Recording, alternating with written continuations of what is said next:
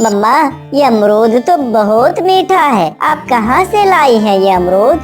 वो मोटी चोंच वाला तोता बैठा खा रहा था ये अमरूद। मैं पीछे से गई और ये अमरूद लेकर भाग गई। कमजोर मोटी चोंच वाला तोता, वो बहुत डरता है हमसे।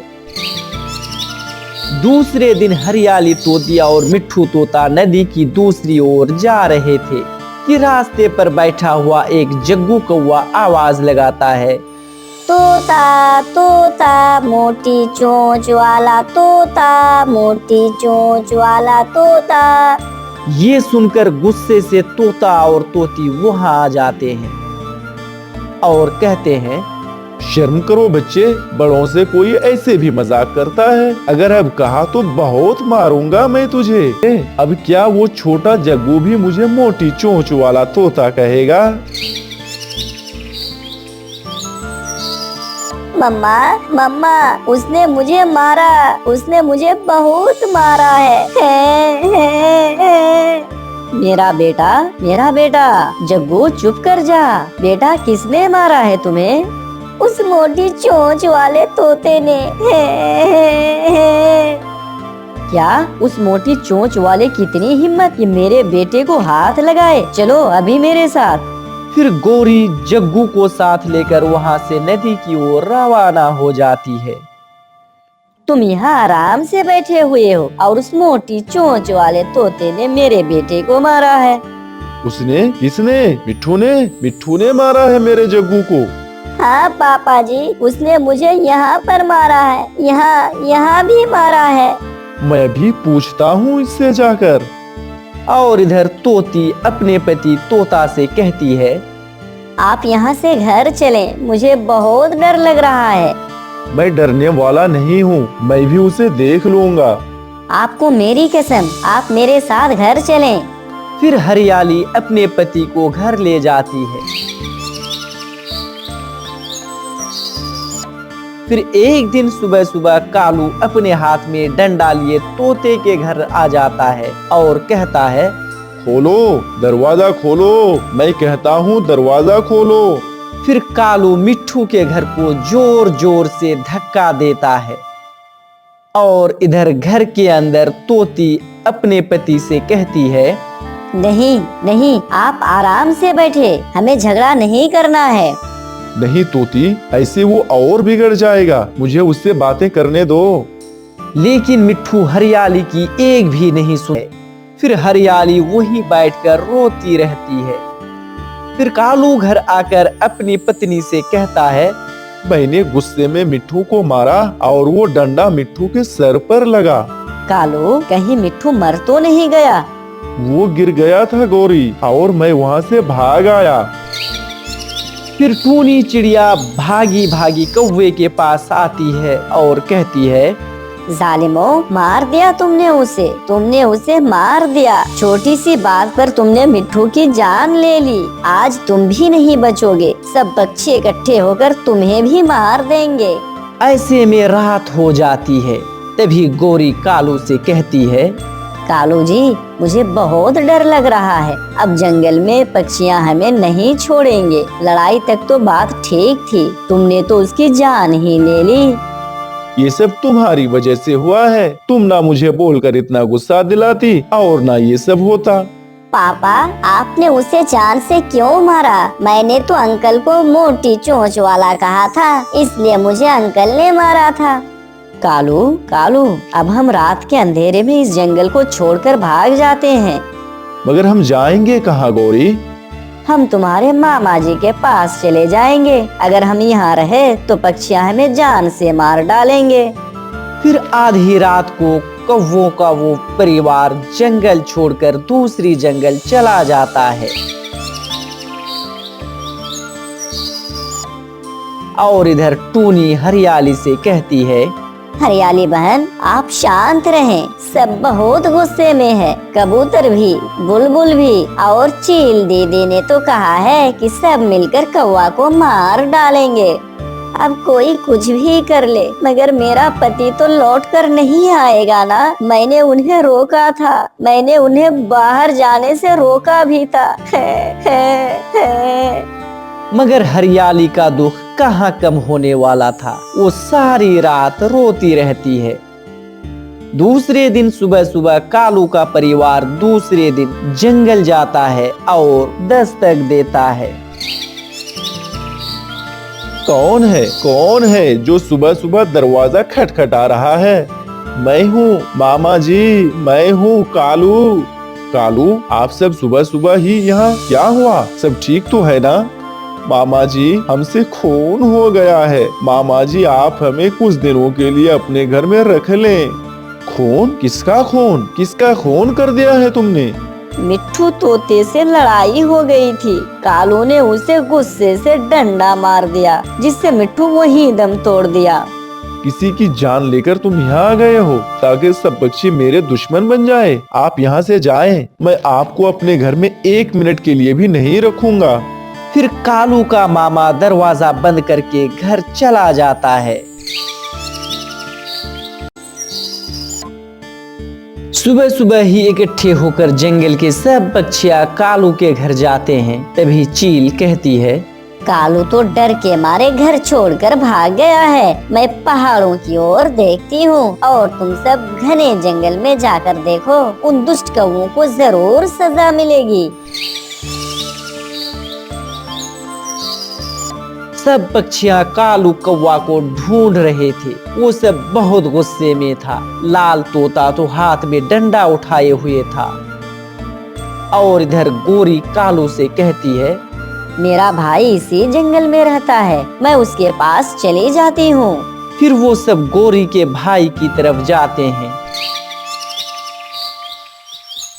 फिर गोरी के भाई गोरी से कहते हैं, मुझे सब मालूम हो गया है। ये बात जंगल में आग की तरह फैल चुकी है। सब डंडे लेकर तुम्हें ढूंढ रहे हैं। तुम लोगों के साथ मैं मरना नहीं चाहता हूँ। भाई, वो सब हमको मार देंगे। जग्गू, मेरा जग्गू को मैं मरता नहीं देख सकती। ये सब तुम्हें पहले सोचना था। किसी की जान लेते हुए तुम्हें जरा भी खौफ नहीं आया। अब सब जाए यहाँ से। कोई भी उन कौवों को अपने घर में रखने को तैयार नहीं था। वो भटकते रहते हैं। वो कई दिनों तक छुप छुप कर रहते हैं। वो सब भूखे प्यासे कभी यहाँ तो कभी वहाँ जाते हैं। रात के अंधेरे में कौवों का वो परिवार एक सूखे पेड़ पर बैठा हुआ था। तभी गोरी कहती है, जीवन में कितना सुकून था, चैन था, खुशी थी, भोजन था और सब पक्षी हमसे डरते भी थे। तभी कालू कहता है, कोई है, जल्दी से सब छुप जाओ।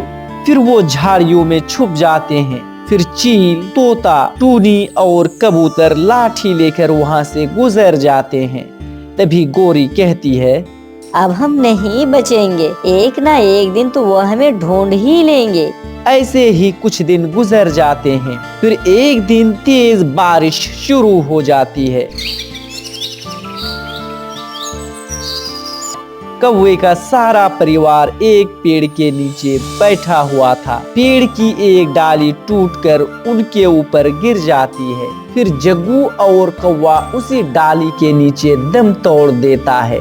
जग्गू उठो, बेटा उठो। मेरे जग्गू, मैं बर्बाद हो गई, मैं लुट गई। इतनी बड़ी सजा क्यों मिली मुझे? मैं मर जाती मगर मेरा बेटा जग्गू ना मरता। ऐसे गोरी बहुत रोती है मगर कुछ भी लौटकर नहीं आने वाला था। किसी जंगल में टूनी चिड़िया अपने 2 बच्चों के साथ रहा करती थी। एक दिन टूनी अपने बच्चों से कहती है, बच्चों, मैं नदी पर जा रही हूँ, तुम दोनों आपस में एक दूसरे का ख्याल रखना। ऐसा कहकर टूनी चिड़िया नदी की ओर रवाना हो जाती है। मम्मा के जाते ही कुक्कू भागकर रिमोट उठा लेता है और कहता है, आज रिमोट मैं लूंगा, फिर मैं मेरे पसंद का कार्टून देखूंगा। नहीं, आज ये रिमोट मैं लूंगी। मम्मा ने मुझे कहा था कि कुक्कू रिमोट को हाथ ना लगाए। मैं चिड़िया की कहानी देखूंगा। नहीं, मैं बादल वाले कार्टून देखूंगी। फिर दोनों भाई बहन एक दूसरे से रिमोट छीन रहे थे कि तभी टीवी का रिमोट गिर जाता है। गुड़िया, ये क्या किया तुमने? तो टीवी का रिमोट ही तोड़ दिया। रिमोट तो तुमने तोड़ा है। मैं बताऊंगी कुकू, मैं मम्मा को बताऊंगी तुम ही ने रिमोट तोड़ा है। गुड़िया, ऐसे तो मम्मा दोनों की पिटाई करेगी ना। फिर दोनों भाई बहन परेशान हो जाते हैं। भाई, हम मम्मा के आने से पहले पहले ही कबूतर अंकल से टीवी का रिमोट ठीक करवा लेते हैं। तब फिर ये तुम मम्मा को मत बताना गुड़िया। मैं मम्मा को कुछ नहीं बोलूंगी। फिर वो दोनों भाई बहन टूटा हुआ रिमोट लेकर कबूतर अंकल के इलेक्ट्रॉनिक्स के दुकान पर चले जाते हैं और कहते हैं, अंकल अंकल, आप ये रिमोट ठीक कर दें, ये गिरकर टूट गया है। तभी कबूतर अंकल कहता है, इसमें नया कवर डालना पड़ेगा। अंकल, मेरे पास पैसे हैं, आप नए कवर डाल दें इसमें। और एक बैटरी भी नहीं है इसमें। वो भी डाल दें अंकल। फिर कबूतर उनसे रिमोट लेकर ठीक करने लगता है। थोड़ी ही दूर में एक पेड़ पर बैठा हुआ दुष्ट कालू कौवा कुक्कू को इशारा करता है, जिसे कुक्कू घूर घूर के देख रहा था। अंकल, आपका घर कहाँ है? वो सामने पास ही तो है मेरा घर।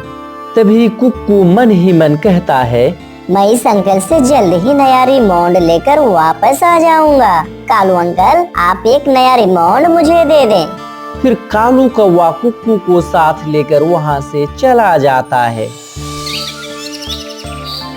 लो, आपका रिमोट ठीक हो गया है। भाई, आप कहाँ हो? फिर गुड़िया अपने भाई को इधर उधर देखती है, मगर उसे अपना भाई कहीं भी नहीं दिखाई देता। भाई भाई। फिर गुड़िया रोने लग जाती है। इस जंगल में एक बच्चा पकड़ने वाला कौवा भी रहता है। कहीं वो कौवा कुक्कू को तो पकड़कर नहीं ले गया?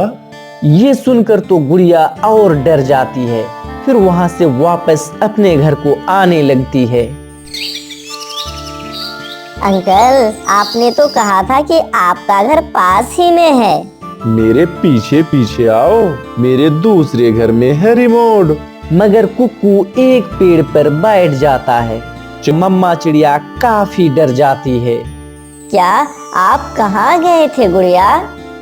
मम्मा, हम दोनों भाई बहन आपस में लड़ रहे थे कि तभी हमसे टीवी का रिमोट टूट गया। हम कबूतर अंकल के दुकान में टीवी का रिमोट ठीक करवाने गए थे कि कुक्कू भैया तभी कहाँ चले गए। मम्मा चले, मुझे कबूतर अंकल ने बताया है कि जंगल में एक बच्चा पकड़ने वाला कबूतर भी आया हुआ है। फिर मम्मा चिड़िया जल्दी से गुड़िया को लेकर कबूतर के दुकान की ओर जाने लगती है। कबूतर तो अपनी दुकान बंद करके घर चला गया था। हम यहाँ इस पेड़ पर बैठे हुए थे मम्मा कि तभी कुक्कू भैया कहाँ चले गए। हो, छोटा है ना, मैंने तुम्हें छोटा पक्षी ही लाने को कहा था। हाँ, छोटा और नरम नरम। अब लाओ मेरे पैसे, मुझे दो। फिर कालू कौवा उल्लू से पैसे लेकर वहाँ से चला जाता है। और फिर उल्लू जिस थैली में कुक्कू बंद था लेकर जाने लगता है। और इधर गुड़िया और उसकी मम्मा सारे जंगल में कुक्कू को ढूंढते रहते हैं। फिर मम्मा चिड़िया नदी की तरफ जाती है। वो झरने पर जाती है। जब वो पहाड़ों पर जा रही थी कि उनके सामने से उल्लू कुक्कू को थैले में डालकर ले जा रहा था। फिर उन्हें मालूम भी नहीं होता। फिर शाम हो जाती है।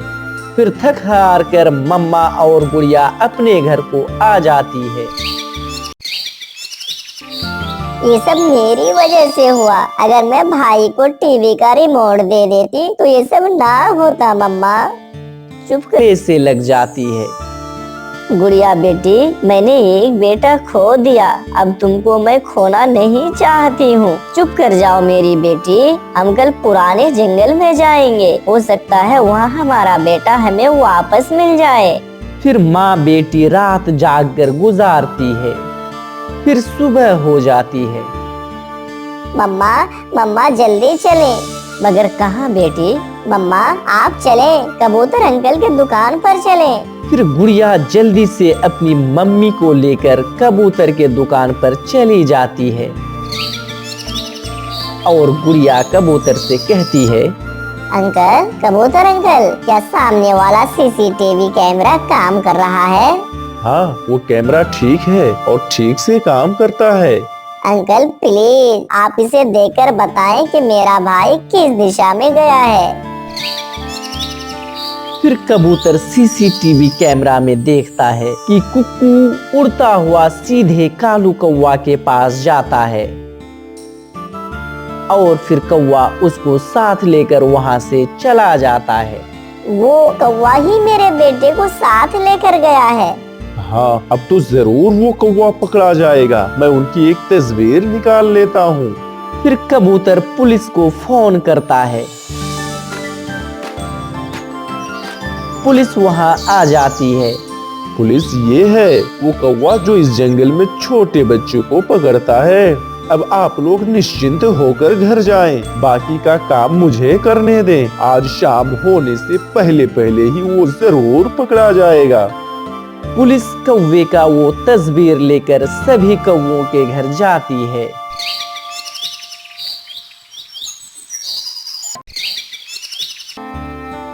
तुम्हारा नाम क्या है? मेरा नाम तो बुरा है। फिर पुलिस आगे जाती है और दूसरे कौवे से पूछती है, तुम्हारा नाम क्या है? मुझे तो लोग कौवा ही बुलाते हैं। मेरा नाम नहीं है। फिर पुलिस आगे जाकर एक और कौवे के घर दस्तक देती है। कौन है? सुबह सुबह ही आ गए, सोने भी नहीं देते। फिर कालू कौवा जैसे ही दरवाजा खोलता है, पुलिस उसे पहचान लेती है। तो वो तुम ही हो? क्या क्या क्या क्या किया है मैंने? सीधा सीधा बताओ, वो टूनी चिड़िया का बच्चा कहाँ है? फिर कौवा पुलिस के डंडे खाकर ही जल्दी से बताता है, आप मुझे ना मारे पुलिस जी, गुफा में है टूनी के बच्चे उल्लू के पास। फिर पुलिस बिना देरी किए ही वहां से सीधे उल्लू के पास पहुंच जाती है और वहां से कुक्कू को आजाद करवा लेती है। फिर पुलिस की गाड़ी में कालू कौवे और उल्लू को पकड़कर ले जाती है।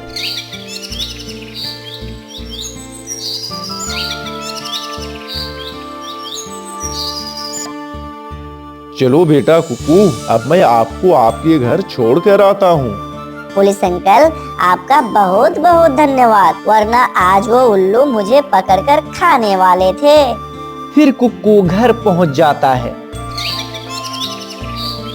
मम्मा मम्मा, मैं ठीक हूँ। फिर मम्मा चिड़िया और गुड़िया कुक्कू को सामने देखकर बहुत खुश हो जाते हैं।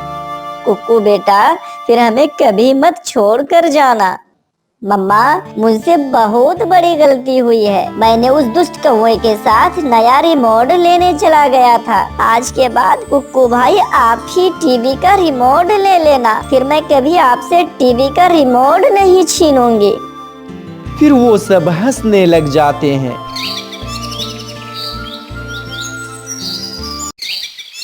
चिड़िया का वो परिवार अपने घर में खुशी की जिंदगी गुजार रहा था। मम्मा चिड़िया, पापा चिड़िया और उनकी एक बेटी गुड़िया हमेशा साथ साथ रहते थे। उनके घर के पास ही एक पेड़ था जिस पर मीठे मीठे अमरूद लगा करते थे। वो हर रोज जी भर के मीठे अमरूद खाते और जब उनका दाना खाने को मन करता तो घने जंगल में चले जाते।